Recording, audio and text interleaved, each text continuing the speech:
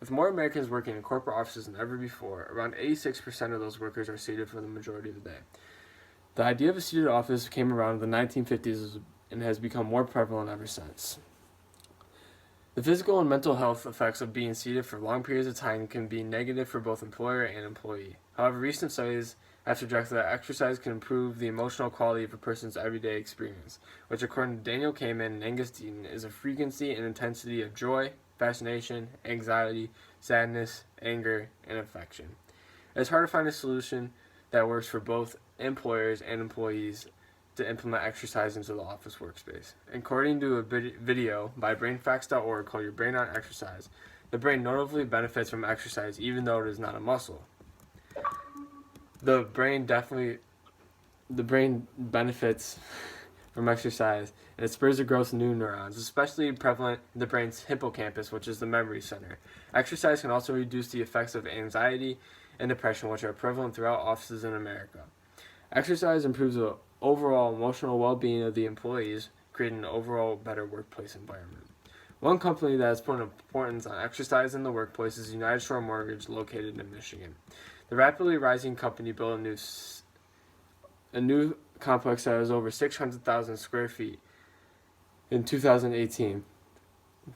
This office complex includes a full basketball court, an exercise gym, and a massage spa. And according to their CEO, Matt Ishba, it's not to keep employees around for 60-hour work weeks, but to actually make the workplace somewhat enjoyable for the employees. This has been shown in United Shore's rapid growth, as they have gone from roughly 400 employees to 4,100 in a matter of a decade. Another aspect of introducing daily exercise and wellness programs is that it may lower the cost of health insurance, which would benefit both employers and employees. If employers do things such as encourage employees to eat healthy and exercise, it can lower the cost of health insurance, and also it can improve the overall mood of the office along with it. Another thing is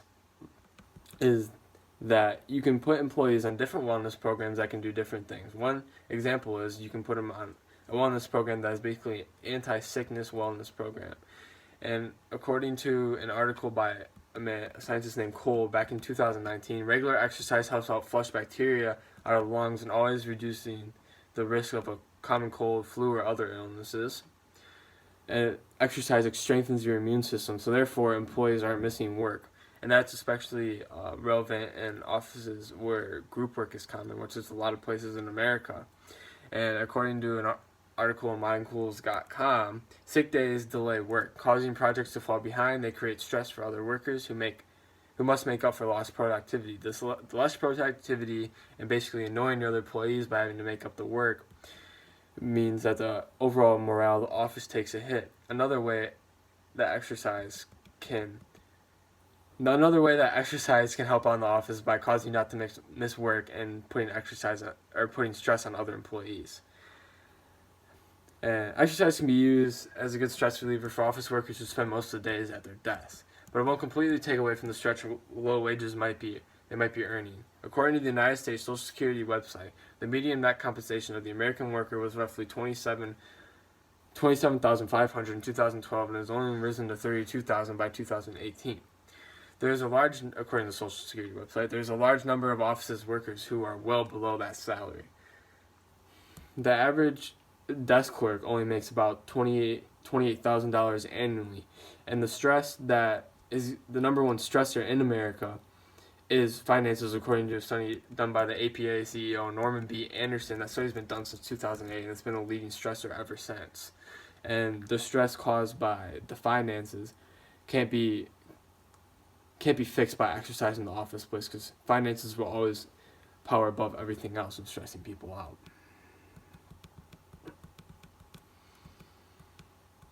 And another thing is if we can't fill our neural compulsions, according to Andrew O'Hagan, everything we care about, whether being loved or feeling right or having fun or looking good, stems from a set of narcissistic compulsions. Narcissistic compulsions are a feeling of importance.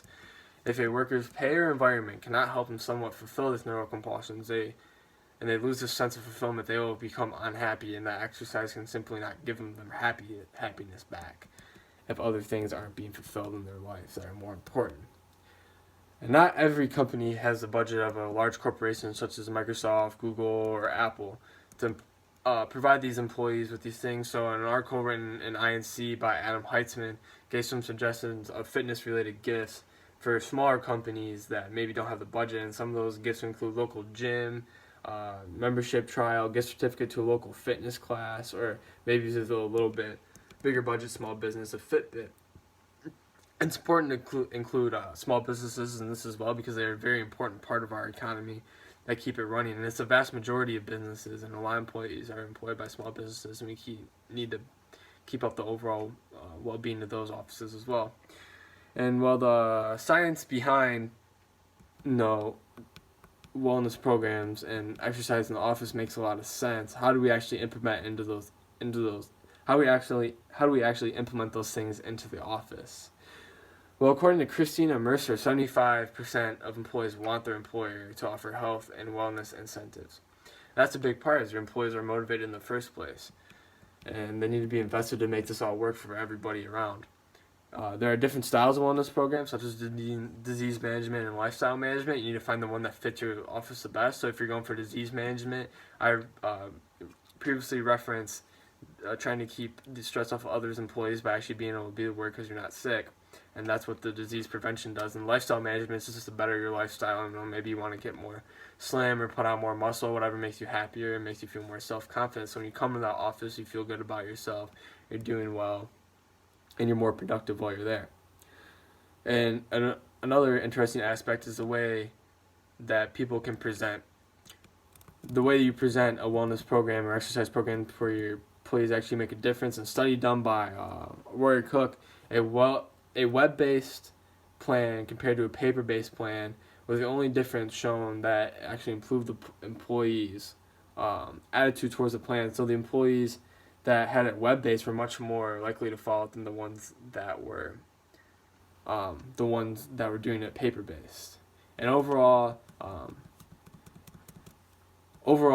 I think exercise should be implemented into the office workspace to benefit both the employers and employees. I think the benefits far outweigh the inconveniences it causes. And it can be done, there's different ways to do it for both small businesses and large corporations as well.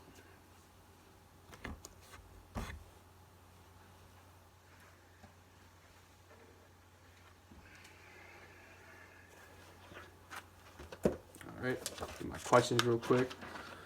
Alright. So, reflection on the research project. What information did you need for your research, and how did the information shape your research?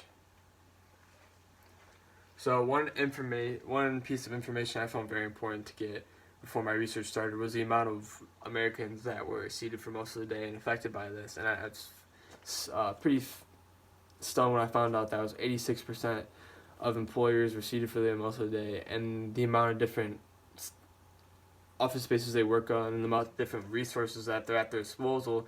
So when I was doing my research, I had to find many different solutions that work for many different people with all the different types of office workplace environments that they're in. All right. Next page.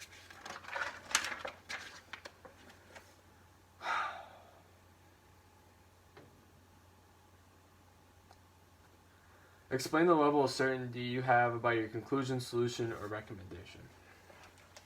I'm very confident about my conclusion, mainly because I felt like I covered as much as I could in the 6-minute presentation and 2,000-word paper about what I can do for every single type of business that's out there, multiple different solutions, multiple different styles of plans that can be implemented in these office workplaces using exercise and wellness programs to better the overall morale and environment in these offices.